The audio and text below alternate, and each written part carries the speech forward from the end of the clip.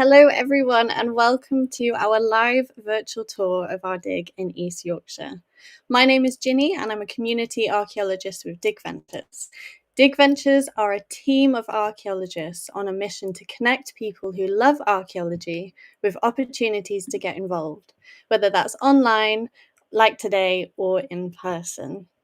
Currently, our team have returned to a very special site this year on the hunt for evidence of a possible Roman shrine located near a villa, Mansio, and Romano-British ladder settlement, all of which we've been lucky enough to dig in previous years. Today, we're going to take a dive into ancient history and explore more about Roman religion, discover what a shrine is and why it's so important, and take a virtual trip to site to see the dig for ourselves. Last but not least, we'll have a Q&A with Ben, who's joining us live from site. Before we get started, I'll just preface it by saying if you're in the UK, you'll note it is very windy today. There is a storm going through, so just a heads up if our audio is a little bit difficult to hear, but we'll do our best to make sure that you can all hear Ben nice and clearly. But for now, I hope you're all ready. Let's get into it. I'll start by taking a bit of a step back in time, telling you a bit more about what we're looking for and a bit more about Roman history. So the exact location of our site today is a secret. That's in order to protect the important archaeology here. But I can say that we're in East Yorkshire in England. Specifically, we're north of the River Humber, which is quite an important feature in the landscape. This massive estuary naturally divides the landscapes of the modern-day counties of Lincolnshire and Yorkshire. Back in the Roman times, it would be quite the obstacle to cross, but the Romans who settled on our site didn't let that stop them. In fact, they're some of the first Romans to settle north of the Humber, and that's one of the reasons why it's so important for us to study this site. Who were they? How did they integrate into Britain? What did they leave behind? Over the last few years, we've been on a mission to collect as much evidence as possible to answer these important research questions. And we have not been lacking in that evidence. Over the years, we've found, as I said, a Roman mansio, which is a sort of roadside inn for travelling dignitaries. We've also found a Roman villa and the remains of an early Romano-British ladder settlement, as well as the remains of buildings, mosaics, courtyards, rubbish pits, and defensive ditches. We've also unearthed a fascinating range of Roman artifacts and tantalizing clues, including high-status serving dishes, amphora carrying oil or wine, probably from Spain, cooking pots, burials, brooches, and coins, much of which dates to the 1st century AD and creates a clear snapshot of life in those early decades of Roman occupation. But now, looking at evidence gathered from a previous dig in the 50s and recent finds from detectorists at this site, we can see traces of what could be a possible Roman shrine. Something which could give us key insight into the beliefs of these people and how religious practices evolved as these Romans became more embedded in the landscape. But before we head over to site, we should probably explore a key question, and that is, what is a shrine? To begin to understand shrines, we need to take a look at Roman religion. The Romans were mainly polytheistic, basically meaning that they recognized and worshipped multiple different gods and goddesses. And they were also generally quite accepting of new religions as they extended their empire, with the exception of some, like Druidism and also monotheistic religions in those early days, so religions with a single god like Christianity. You've probably heard of some of the main gods and goddesses that the Romans worshipped: Jupiter, Juno, and Minerva, amongst others. Most of these gods were derived from ancient Greek gods. So Jupiter came from Zeus, Juno from Hera, and Minerva from Athena. But they did also have some of their own gods too, like Tiberinus, who was the god of the river Tiber, which runs through Rome. Worship of the gods was ingrained in daily life, with religious practices taking place everywhere, from temples to people's homes. There were also festivals and rituals to celebrate the gods, like Saturnalia, which was dedicated to the god Saturn and probably influenced how we celebrate Christmas today. Roman people also credited the gods for pretty much anything that happened in their life, whether it be good or bad. Maybe you got a cold, if you displeased a god, if you got a promotion, maybe you're in someone's good books. But the best way to stay in someone's good books is to give them gifts, or in the case of the Romans, offerings. So it's quite common for them to give offerings in thanks and in an attempt to win back the favor of a god that they may have angered. In the 1st century, Roman religion became even more varied. It paved the way for a number of different cults to enter the empire, including cults like the cult of Isis. Isis was an ancient Egyptian goddess, and it was a bit of a mystery cult, this one, both in that it was very secretive, but also in that it's a bit of a mystery to us today because of that. You can see on the right of the screen there, a depiction of their worship was uncovered in one of the temples of Isis that was found in Pompeii. And you can see there's a big chorus of people there, and some of the other imagery shows them worshipping at the sarcophagus of Osiris, who was Iris's husband. Another interesting cult is Mithraism. This was another mystery cult, but this one only accepted men and is believed to have been a bit more popular amongst the working classes. We don't have much evidence for those higher classes joining. The members of this cult used to meet in underground Mithraea, which were temples built below the ground, like this one, which survives in the Roman site of Ostia in Italy. So all in all, that's just to say that Roman religion is a bit of a mixed bag. There's many different gods and many different ways to worship. But while we're sort of on the topic of temples, we'll move back to the topic of today's tour, which is shrines.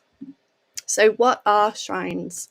Shrines aren't the same as temples. Back in the Roman times, there were 3 main kinds of temples. You had Romano-Celtic temples, classical temples, and basilican temples. On the other hand, shrines were usually smaller and much less formalized. They really varied widely in form from site to site. And because they're so varied, it can be quite difficult to identify them. In fact, the most convincing evidence as an archaeologist for a sort of to convince us that we've got a shrine there is evidence of religious practice. So, for instance, you can see on the screen there, that is the excavation of 2 shrines that were found at Scargill Moor in County Durham. And they were only identified when they discovered 2 carved stone altars, which were dedicated to the Celtic god Venatonus. Another very famous shrine was uncovered at West Hawk Farm in Kent, and that one would have been entirely overlooked if it wasn't for the presence of votive deposits. So these are items which have been intentionally, ritually placed in pits as offerings, like I mentioned earlier, to either sort of thank the gods for their favour or to appease them if you thought that you might be on their bad side. Unfortunately, because shrines are so hard to identify, we don't have many known examples that we can draw knowledge from. That's why it's super important to learn as much as we can about our site if it is indeed a shrine. As you can see from some of the highlight images there, our venturers have been working really hard, excavating as many clues as they can to help us sort of work out what we've got going on here, what it might be, and what it means for this wider Roman landscape. So on this note, after that brief introduction, let's take a virtual trip to site and see the discoveries for ourselves, courtesy of Ben.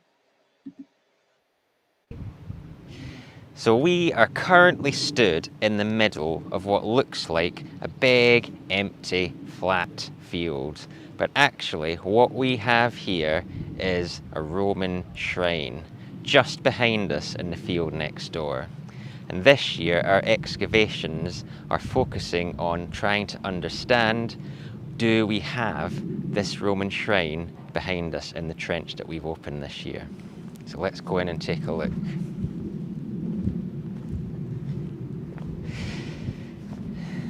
So when we first opened our trench about a week or so ago, we started to uncover a number of features that were obvious in the ground. The first of those were just over here. We had two very distinct circular dark stains in the ground. To archaeologists, that indicates we have archaeological features. When we started to excavate these out, it became quite obvious quite quickly that we were dealing with what looks like votive offering deposits. Some people in the past have dug these holes intentionally to deposit something ritual within them, perhaps as a sacrifice or an offering to a god or deity. We've recovered things out of here that we will be revealing more about in the coming weeks, so stay tuned online to see what it is that we brought out of these pits. As we move over to this part of the trench, you'll notice that we've got a series of walls appearing that are marked out by these big chunks of chalk in the ground. This is one part of the room of a Roman building, and that building we think continues out beyond the trench, through the hedge line and into the field next door. It's been heavily robbed away. What that means is they have stolen out the stone in antiquity to reuse it elsewhere, and we are left with just the very bare foundations. And that's why you'll see in various parts of the wall there's no stone surviving. What could this building have been used for? Well, difficult to know for sure, but we have a couple of hints. Just in this location here, we had a big old circular patch of very well bedded down, flat, chunky lumps of stone. Could that have been some sort of foundation for a structural support, or could that have been foundation for a plinth or something where maybe there was a statue or a support on top? We don't have any evidence to say for sure that's what it was, but possibly that again is linking into our ritual story of the site. As we start to move closer to the middle of the trench, we move into a slightly different aspect of the story on site, where it looks like we've actually got evidence of copper metalworking. So, hopefully you can see in the ground here, we have dug through in a nice circular shape, small little interventions into a semicircular ring gully in the ground. This ring gully, alongside some post holes inside, suggests to us that we have got a possible building, a Romano-British circular roundhouse style building. We know that it's Roman based on all of the pottery that has come out of here has been of a later Roman date. Now the interesting thing is what's happening inside that roundhouse structure. As we move to the internal part of it, we'll start to see that the ground is all very ashy and grey. You see how much ash we've got down in the top of this soil here. Lots of charcoal as well. Out of that material, we've got a lot of what looks like copper metalworking debris. So slags and other pieces of debris associated with that copper working process. I'll pick some up for you to see here. These very porous, almost bubbly looking, unsuspecting lumps of material. These are waste products from that metalworking process. We don't think they're iron because there are no orange oxidization within there that suggests iron. Instead, it's all very greenish, bluish. So that's suggesting to me it's a different type of metalworking, probably copper metalworking, but our archaeometallurgist will tell us for sure when they assess this material. So we've got our possible copper working area inside our roundhouse structure. As we walk down this direction, we'll start to see a few different types of archaeological features. Just in here where Katie has been working, yesterday we found our absolutely beautiful intact Roman drinking beaker, which you'll see in the finds room a bit later on. We've also had some other really quite chunky pieces of storage jar, and we've also just had out this lovely piece of Samian as well. And this is one of my favourite pieces with the crisscross patterning on it. A lovely little design. That's coming out of a small pit right in the middle of the trench here. Just behind us, we had a slightly sombre discovery. We had a little neonatal baby skeleton came out of this part of the trench just here. Looks like it was buried just on its own. No grave goods, no other associated features with it, but cut in at a Roman level, so we think that it's probably going to be associated with our later Roman occupation. Perhaps something to do with maybe the family of the people who were doing the copper working. They felt close attachment to this location and buried someone important to them here. Then, as we walk over to the final part of our trench, you'll see that the land starts to slope off quite significantly downhill, away from behind us where we were on the top of a platform where the Roman building is located. We think that the reason we've got the building up here is because this is on the flatter, drier, higher ground, and keeping what people are doing at the top, living and working with their metalwork, dry and clear, and all the water is washing down slope into a series of very substantial, big, chunky enclosure ditches. Now these ditches here are filled with more of that waste metalworking copper debris. We've also had some copper artifacts recovered as well, and this ditch is getting wider and wider, deeper and deeper, and it's filled with the waste from that process. So our task is to try and get to the bottom and understand how and when this was originally put in. We've been getting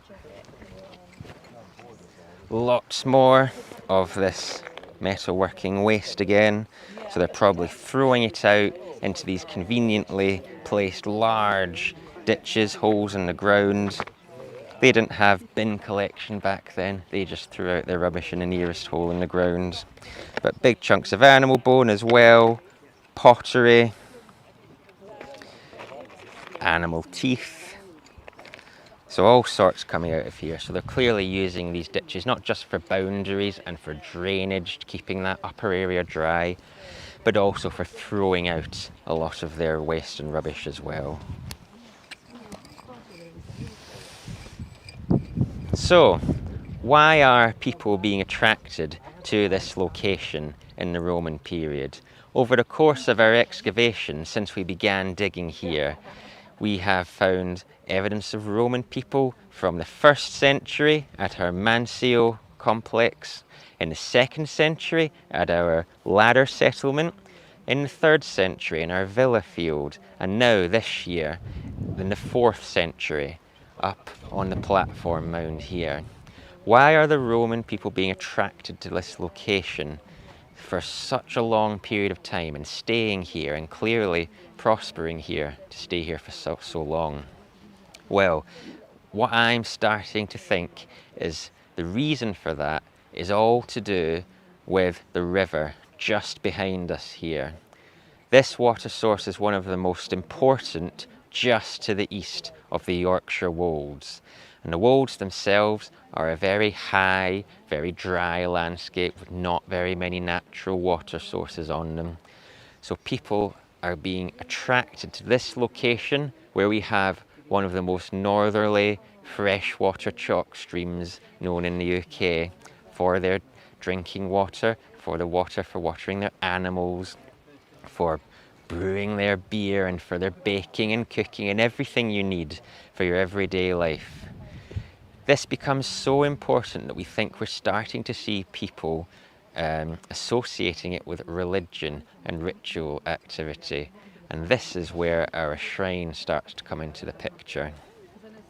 And the evidence from the votive offerings that we've had from this year, and also from the carved altar fragments and statues that were found in the 1950s excavation in the field just next door, all starting to point to there being a religious focus centred around the importance of this water source that lasts through generations of the entire Roman period. So it's turning into a really, really important and exciting site for us, and I'm very much excited to continue our work at the Romans of East Yorkshire and see what the future holds. So thank you very much for listening to the tour today. There we go. I don't know about you guys, but I love being able to get a glimpse of what's going on site. It makes me wish that I was there every time. It always makes me so jealous. But that was Ben showing us around site. Ben will be joining us again very shortly live to answer any Q&A questions you might have. So please don't forget to drop those in the chat if there's anything you'd like to ask about the archaeology here, or the wider context, or what comes next.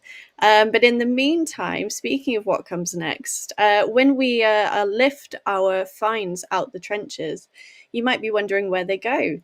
Lucky for us, Freddie in the finds room has prepped another little video for us just to show us what they've been up to and show us some of those incredible finds that Ben mentioned closer up. So we're going to head back to site for another short video, and we're going to see what Freddie has been getting up to in the finds room. Hi guys, welcome to our site in East Yorkshire, where behind me we've got the finds tent, and if you look inside, we've got all our lovely venturers cleaning all this Roman stuff that we've been finding. We've got Dave and Keith at the back there, give us a wave, there they are. They're cleaning some pottery over there, and then over here to our right we've got Bill, and you know Edwin over here. He's busy cleaning some rather delicate stuff. So we've got lots of stuff coming up already, and if you want to see some of that stuff, I've got some examples with me here. So, because we're digging this kind of shrine site, we're getting a lot of kind of things you'd expect for a shrine site, particularly kind of these animal remains. So this is actually the top part of a cow skull, and you'd see here, this is where all the teeth would come from. And you'd expect that on a kind of religious site, because you're getting a lot of kind of offerings. These people are, maybe they've had a bad day, they've lost their favourite brooch or something, and they want to make peace with the gods, and so they come and they give something to the gods. And we see here, which is quite amazing actually, on this bone we have a lot of staining on it. So you see how it's green there compared to the other bone? It's really, really green. We didn't actually think it was a bone at first. And that's probably because that there was a kind of copper object pressed up against it. And sometimes they would leave these copper objects in bones. And so we think this was part of a votive offering once. Apart from all the animal remains, we're getting pottery, of course. This is a Roman site. They love their pottery. We've got all different kinds. So here is some mortaria. So we can see these kind of rough stones that were purposely put into that pot to help the grinding. So that's a kind of a domestic kind of pot. And we've got some lovely bits of greyware, quite a complete piece there, almost half of the rim. can see there, that's really nice. And then we also have big chunky bits of amphora. So this is what they would have used to kind of transport and store goods. Big pots, really thick. You can see quite how thick that would have been. It's almost like stone. And that would have held things like olive oil and wine and such. And then we also have some kind of local pot. So this is what we call courseware. You can see there's a lot of stones and inclusions in it. And that would have been made locally, just kind of when you need a pot, kind of your favourite pot's broken and you really need one. That's when you'd make this kind of stuff. And we have some quite nice examples as well. And this here is a nice bit of Samian. And if you look closely, you can see a little person on it. And they're actually on this side. They've got a little shield and a little sword. And so we're thinking there may have been a scene on this, that they may have unfortunately died or something like that. But it's a really cool bit of decoration. And all this pottery is pointing towards probably a 4th century site, so a late Roman site. I think some of the sites we've dug here previously have been a bit earlier, particularly Amancio. And the pottery here is looking like it's just a later kind of occupation of this area in the Roman period. And what's really exciting, that came out literally the end of yesterday, you had to stay a little later to dig this out, is this, get it out very carefully, complete Roman pot. And this is really cool. It's very rare you actually find a complete pot. It's barely got a crack in it. It's really complete. It's very small base, very small kind of pot, so it might have been a kind of a drinking vessel when it was used as a pot.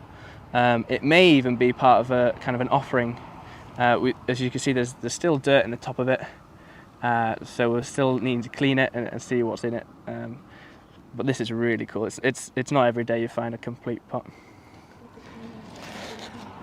Yeah, and so we're going to clean that up, and it's going to look really nice. The guys here doing a great job at cleaning all of this stuff. This stuff's been cleaned, this stuff's still yet to be cleaned, but this is going to be really nice stuff, hopefully coming out, discovering patterns and things on these pots.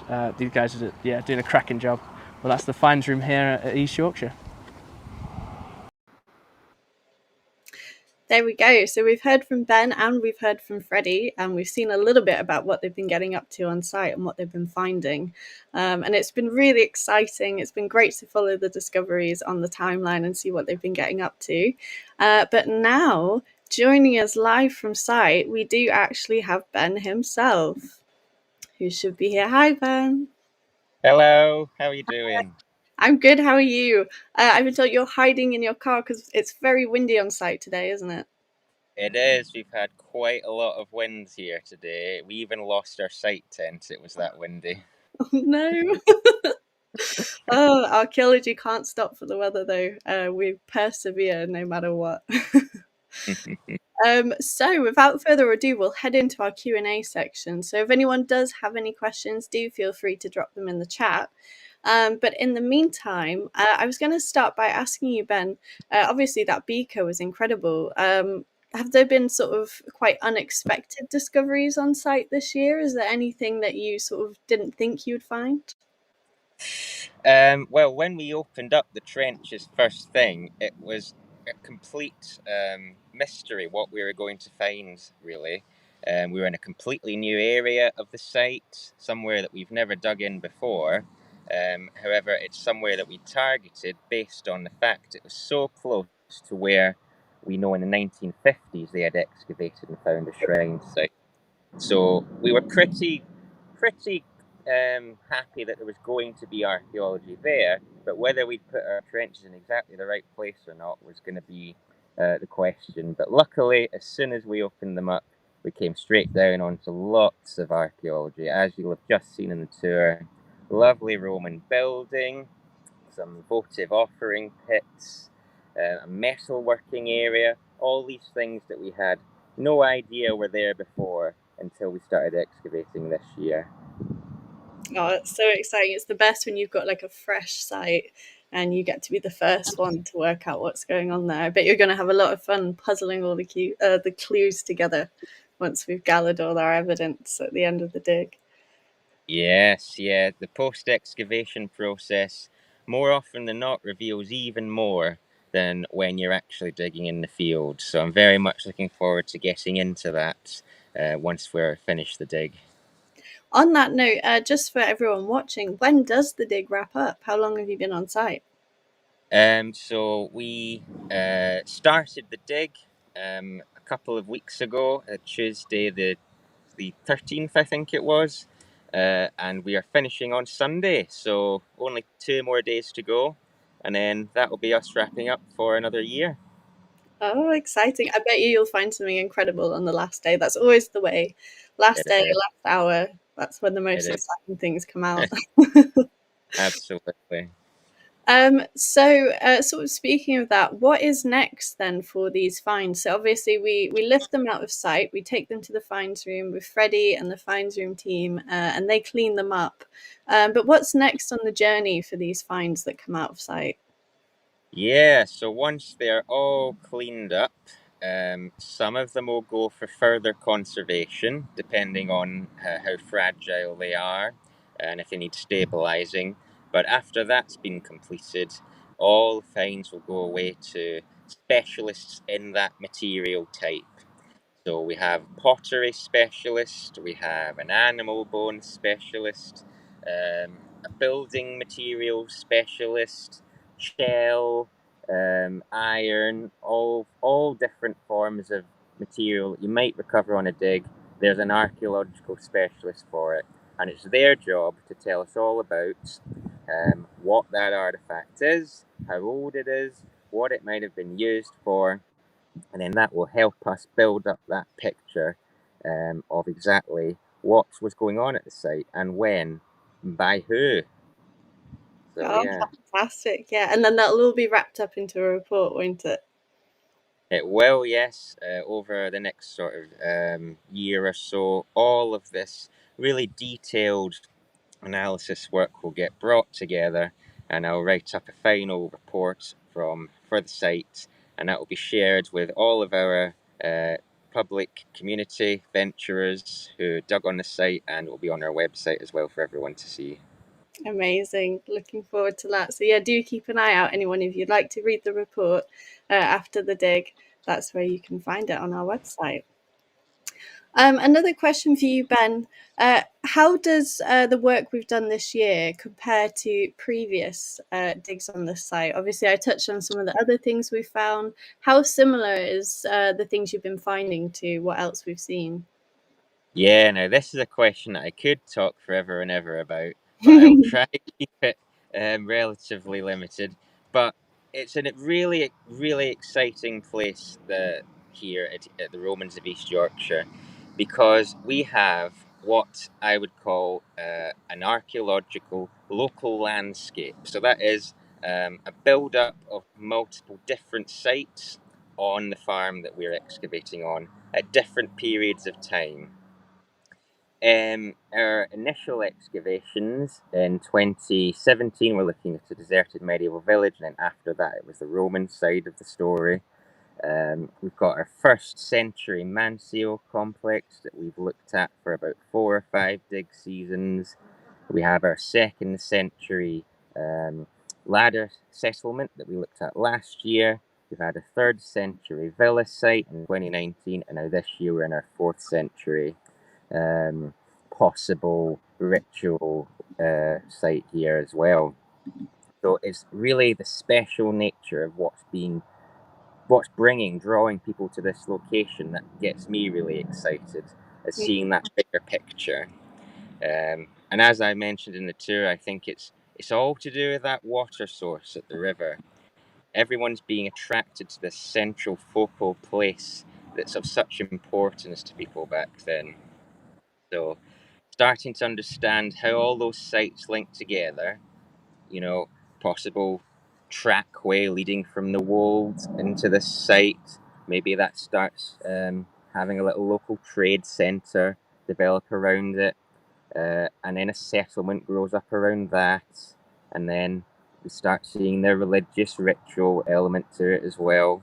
You can start to get insights as to what's going on through all of the work that we've done over our dig seasons since 2017.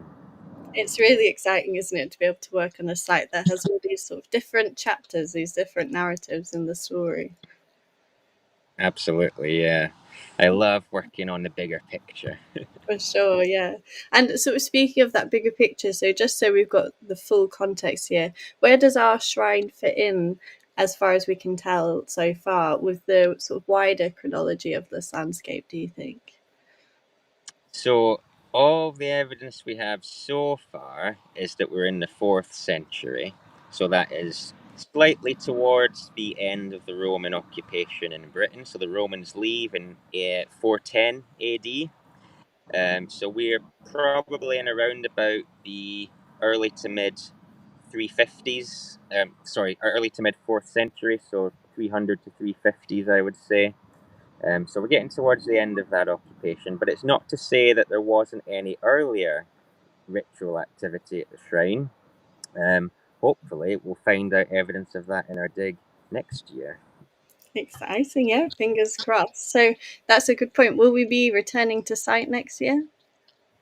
Absolutely, we'll be back again, and my hope is that next year we'll be able to look into the field where we think the shrine itself is actually located, where they found what they thought was carved out altar fragments and carved figures of people that might have represented sort of that more ritual side of things in that field in the 1950s. Oh, I don't know about you guys watching, but that sounds very exciting to me. That sounds really great. Um, Looks like we've got a question from Kay here. So Kay has asked, did we open the trench mechanically? And if so, to what depth? How do we decide how deep we go? Yeah, good question. So, we have a digger in who excavated off the upper plough soil. So, we're in an arable agricultural field here this year. So, there is an established plough soil depth from where the wheat planting has been happening in this field. So, that got stripped off with the mechanical digger. And then, as soon as that plough soil is removed, we're pretty much straight on to the archaeological levels. So yeah, that's kind of how we open the trenches.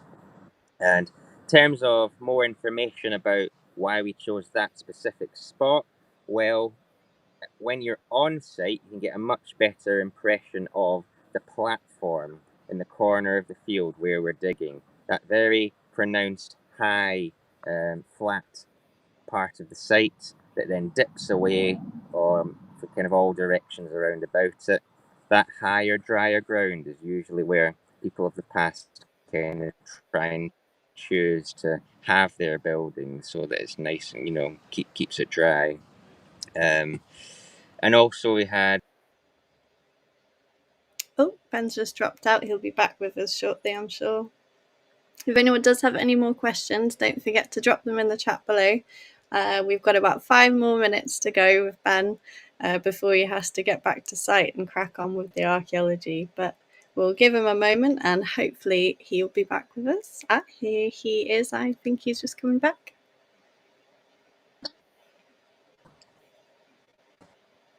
did we lose each other? We did, but I think you're just about back with us. Excellent. Yeah, I can hear you. Fantastic. Yeah, you were talking about the rise of the land and how it protects them. Oh, yes. So, yeah, we were putting our trenches where we could see that pronounced platform in the corner of the field and where the land dips off either side. So, yeah, people of the past tend to utilize those higher, drier spaces when they're building and when they're working. So, we thought that would be a good clue. And also, there's been a lot of field walking done in that location as well. It picked up lots and lots of pottery and other artifacts. So that was another helpful hint to show us that there would probably be archaeology in that location as well. Right as close as we could reasonably get this year to where that shrine site from the 1950s was. Fantastic. Yeah, there's so many things that go into the decision of deciding where to dig, aren't there? Loads, yeah. Yeah. Fabulous. So, does anyone else have any more questions? I don't see any more popping through. If anyone does have any questions that haven't been answered by us today, if you haven't managed to get your questions out, or if they haven't popped up for any reason, do feel free to drop us an email, and we're more than happy to answer your questions after this event as well. We don't just disappear when the event goes away. We're happy to talk about archaeology anytime. We'd like any excuse to talk about it anytime. But without further ado, if there are no more questions coming through, we're coming up on our time now, and Ben needs to head back to site to crack on with the rest of the day. We're very, very busy. Like you said, we're heading to that final wrap up. So thank you very much, Ben, for taking the time out to join us and chat to us about some of the archaeology. And I hope you enjoy the rest of the day. Thank you very much. Great to speak to you. You too. I'll see you later. Okay, bye then. Bye, Ben. So thank you everyone for joining us today and for seeing some of the archaeology live from this site in East Yorkshire. I hope you've all enjoyed it and I hope that we'll see you again soon. If you'd like to get involved with us, you can see all of our links just popping up on the screen there. You can check out our website for online archaeology courses, blogs, videos. You can follow us on social media for any updates live from site. And of course, if you'd like to support us in what we do, you can become a subscriber as well to support us year round. And finally, at the bottom there, you can see our calendar. If you'd like to get involved, maybe join us as a crowdfunder on site or online, you can do that there. My final thing to say is just a massive thank you to all of our crowdfunders who are either joining us today or will be watching this later, watching the recording. Without you guys, this dig wouldn't be possible, so thank you very much. And as well to our subscribers too, who support us year round. But without further ado, I'll let you all get back to your Friday afternoons. Like I said, if you have any further questions, do feel free to get in touch by email. Otherwise, we'll see you next time on the next site. Have a good day, everyone. Bye.